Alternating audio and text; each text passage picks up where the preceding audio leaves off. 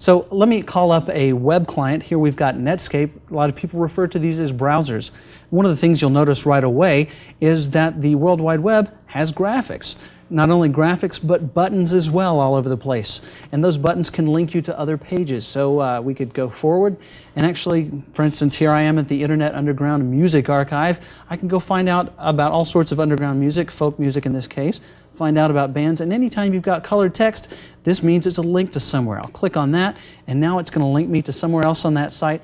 And that site may be, that link may go somewhere on that site, or it may go somewhere on the other side of the world.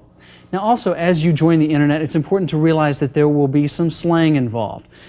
Most communities have their own lingo, and the internet is a big non-exception to that. It's got plenty of its own slang.